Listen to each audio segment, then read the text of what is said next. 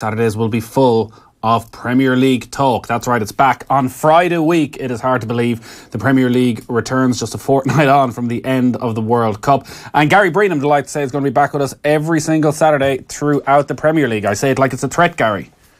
I'm looking forward to it. Yeah, you have to put up with me for another season, Nathan. I'm afraid me disagreeing with most of what you say. Outrageous. I'm sure we can come to some sort of an agreement. Particularly, I'm thinking, Gary, when we're at the Emirates, as we seem to spend a lot of time talking about Socrates Papastapilopoulos, who I'm going to leave to you to pronounce during commentaries from now on.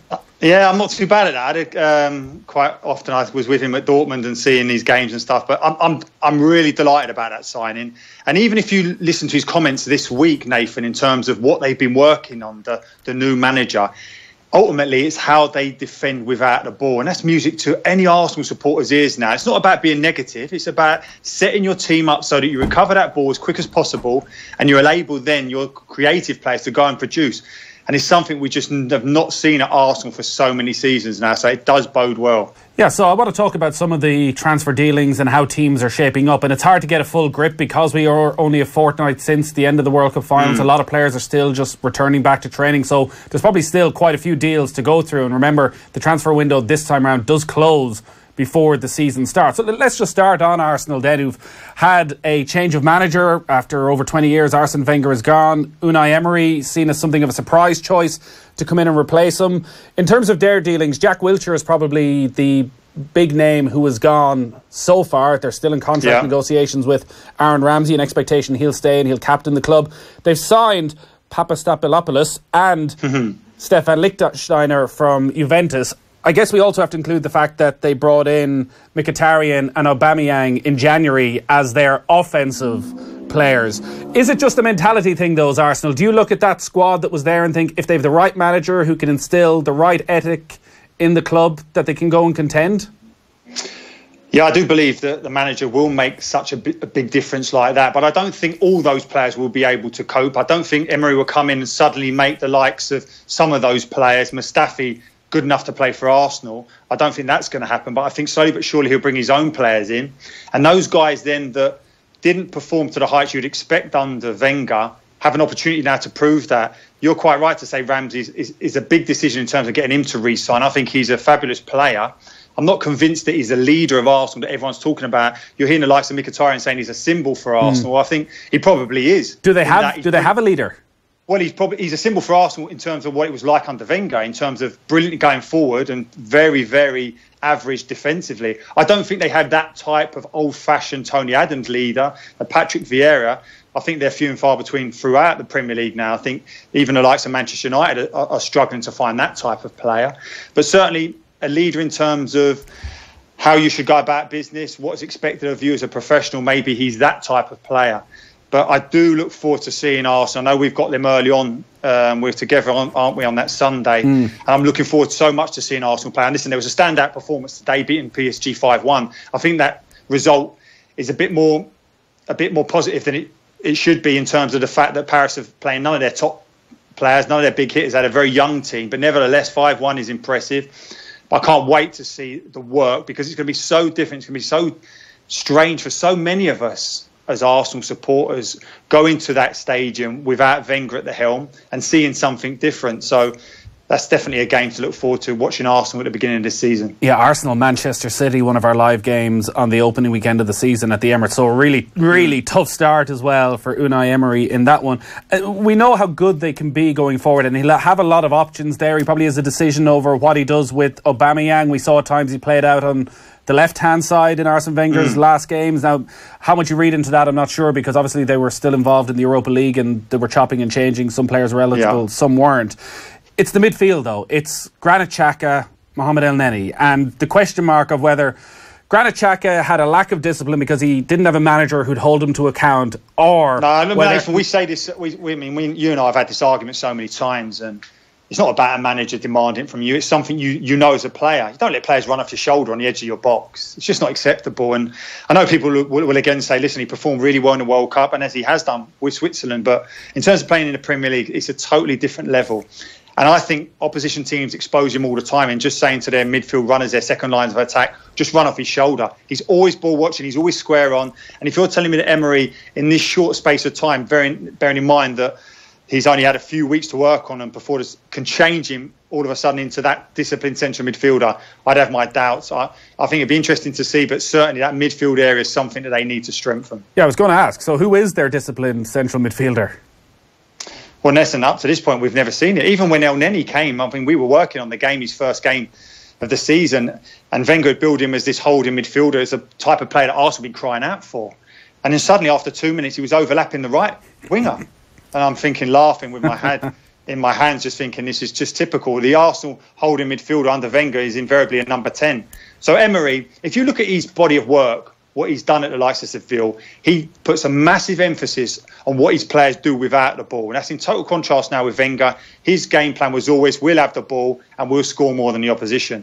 I think that is outdated. It's been proved that way that Arsenal are not competitive. They finished sixth last season. It's the second consecutive season they haven't made the Champions League. So it's a massive task for Emery. Of course, it is not only in replacing a legend like Wenger, but having to deal with what's been left behind, because Wenger will paint a brilliant picture that it was very rosy, but Arsenal, the bottom line, they're just not competitive at that top end of the league. Yeah, and the odds reflect that. 20-1, sixth favourites heading into the new season. Just what we say about Granit Xhaka then, and maybe this leads into what Jose Mourinho was saying about Paul Pogba's performances at the World Cup.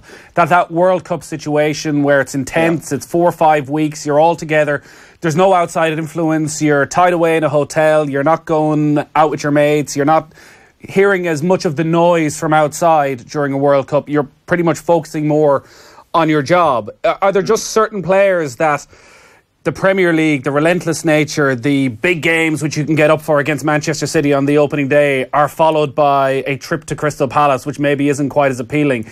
Is that just a professionalism mentality type of thing that managers need to work out when they're signing a player, whether or not, or maybe you can't tell until you actually get them, whether they're going to work in the Premier League or not?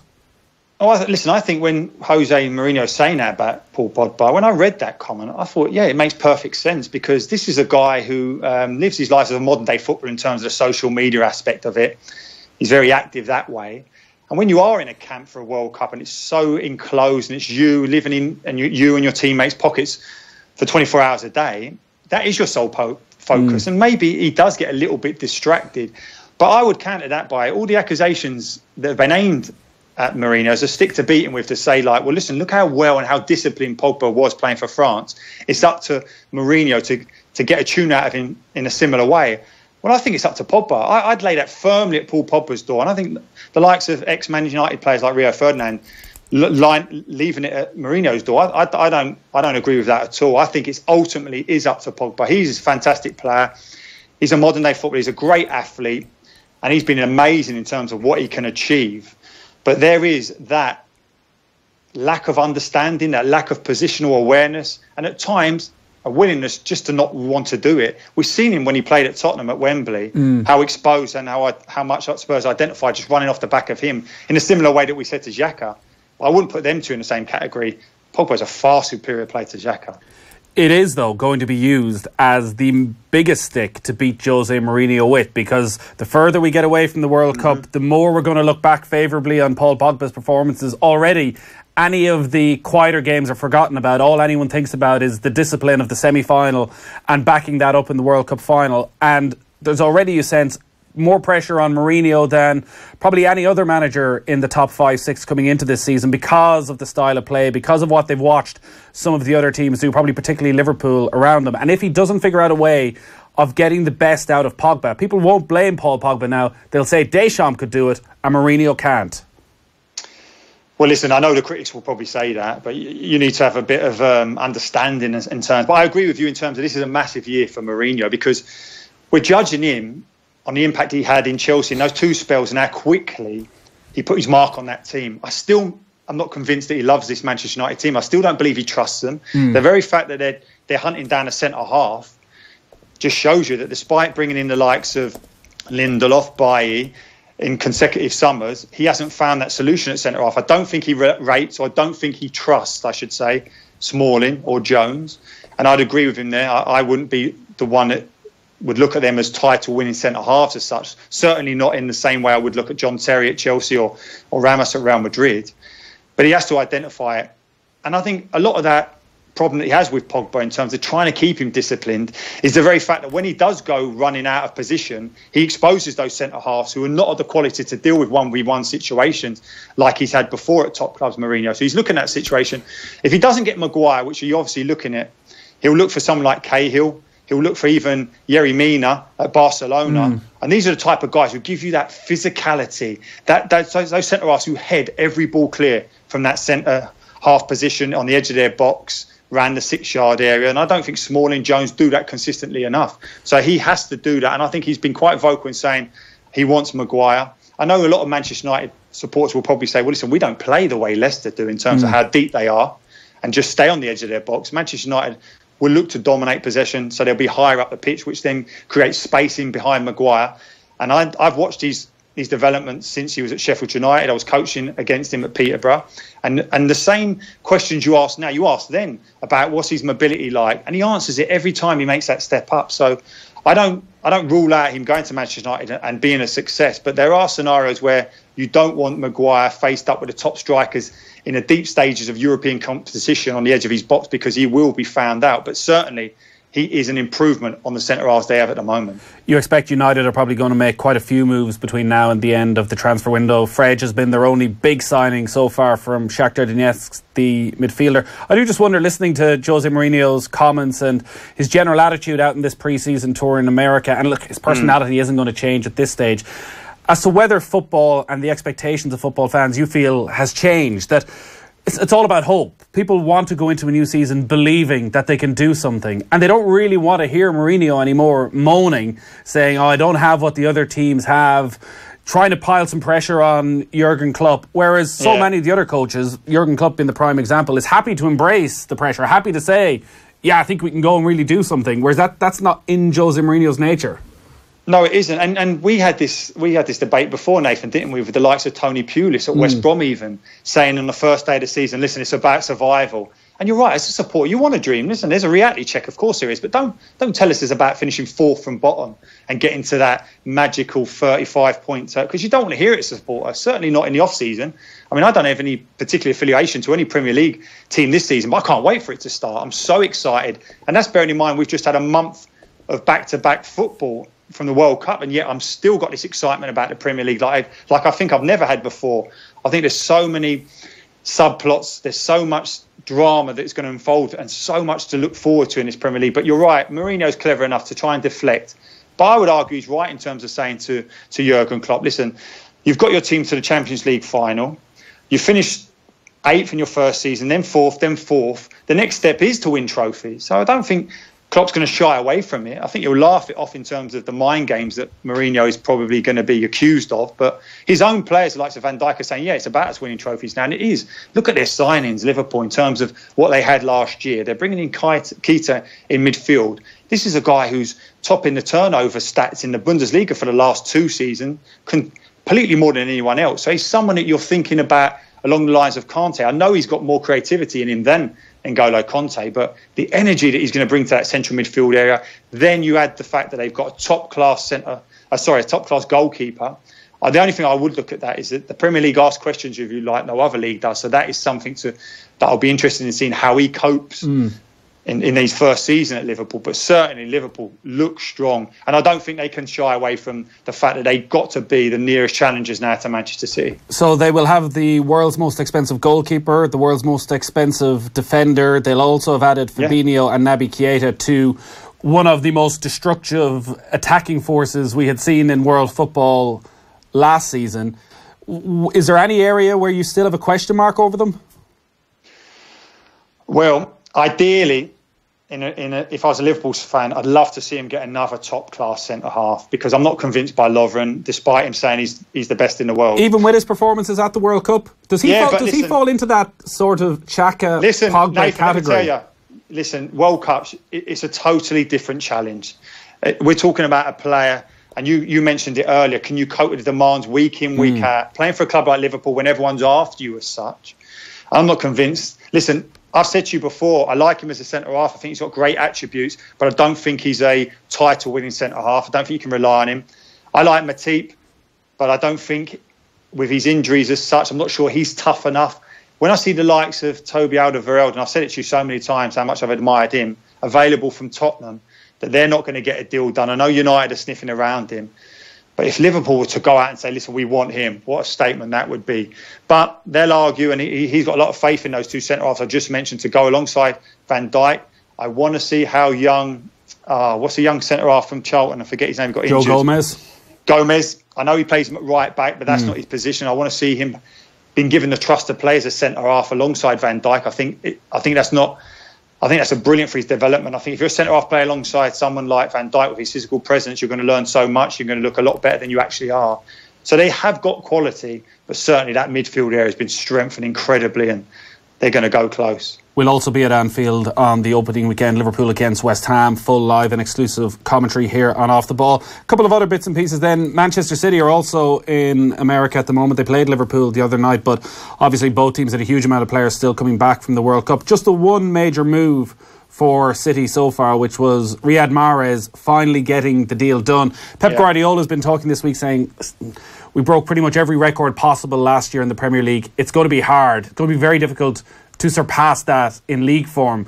Do you suspect they're going to have more of a focus on Europe this year and getting a style of play and getting a formation and getting it tactically right that they can contend in the Champions League and maybe win the Champions League? Well, listen, with the quality of players they've got and also with Guardiola's manager, I wouldn't rule that out, of course. I think the reason they didn't win this year was that they just came up against their Achilles heel in terms of the way Liverpool play. I mean, it was the team they had to avoid at all costs. And a one-off in a final, maybe it would have suited them, but certainly over two legs, Liverpool's energy was just too much and couldn't cope with it. So he'll address that, of course he will. I didn't look at that signing Mahrez and think, wow, that's a brilliant signing in terms of what it will give to Manchester City, because I think they've got so many players of his like in their squad already. And I think he's a very good player, of course he is, but there's certain signings where you think, yeah, that's the answer. That's exactly what you needed. We talked about Naby Keita at Liverpool, but Mahrez isn't one of those. But again, I look at the scenario based on the players that they have at City, and I counter that with the fact that they've got Guardiola. I think he's an incredible coach, and I think he'll go on, and I think they're the team to beat again. Of course they are. We haven't mentioned Spurs because really nothing has happened at Tottenham so far. So difficult. They're moving to the new stadium. The main aim is make sure you keep Kane, Ali, Eriksen. They may end up losing Toby Alderweireld. But this is the frustration, I guess, from Maurizio Pochettino and why he does feel that they are overachieving constantly by finishing in the top four. They're not out there. It doesn't feel as though they're out there been linked with any of these 50, 60 million pound players. Well, now, listen, they have to cut their cloth accordingly now with the stadium, but they have done that throughout his reign. I think there has been some major developments there, and even in the fact that Pochettino has signed his new contract, the fact that his title's been changed from head coach to manager. So that just shows you the trust that Daniel Levy has given to him now, that it's not the kind of the new way now where you just look after things on a training ground. It's more than that now. He's the figurehead of that club in terms of enticing people where they want to go going forward. I think it will be difficult for Tottenham, the very fact that they've got 9 of their first team players haven't even reported back for training yet. We're only a couple of weeks away from the season starting. But I think that's in keeping with the whole of this Premier League in terms of who will win the title. Whoever gets a strong start is so important because the World Cup has had a massive impact. If you start this season really well, I think it'd be very difficult for the other title challengers to catch up with you. I think the likes of Mourinho and all his moaning, I think that the fixture list has been particularly kind to him in that he doesn't play any of his top 6 rivals away from home until after the international break in October. So that gives him an opportunity to really bed in what he wants to do. He has to take advantage of it. Any other moves? Anything else that stood out? Richarlison, 50 million quid. I told you he was good. Yeah, you did. He's one of your favourite players. Listen, he's a fabulous player. I know his days, he's incredible in what he does, but that just shows you the financial strength of the Premier League now that you're signing players from Watford for £50 million to go to Everton. I think we're going to see some more of that before the window closes. Of course we are. There's been some good signings. Fred will be interesting, as you said, at Manchester United. Can he give him that solidity in front of that back four, that central midfield area? I think what's happening at Chelsea is going to be fascinating. The fact that Sarri's gone in there, he's going to change it from that 3-5-2 that worked so well under Conte to a more of a 4-3-3 expansive type of football, something they haven't seen at Chelsea for a while. How quickly that takes the bed in, bearing in mind the likes of Hazard, Courtois being linked with moves away, Willian as well. I mean, it's fascinating, but until that window closes, we're not going to know. And we'll see all these results in pre-season games, but they mean nothing pre-season. They're little more than just getting your fitness right. We're going to know a lot more over the next month. Gary, great stuff. We look forward to the new season. I'm hyped for it already. This day, 2 weeks, we will be all over the start of the new Premier League season, and Gary Breen will be part of it every Saturday. And we're delighted to have you with us, Gary. Good stuff. Thanks, mate. Enjoyed it. Looking forward to it. Gary Breen, as he said, will be part of our commentary team as well. He'll be at the Emirates Stadium on the opening weekend for Arsenal against Manchester City. What a baptism of fire it'll be for Unai Emery. 53106 is the text number here on Off the Ball. If you want to get in touch, if you're on your way to Croke Park ahead of Galway against Clare, do get in touch. Dahi Regan is there and we're going to be chatting to him next. Join the conversation at newstalk.com.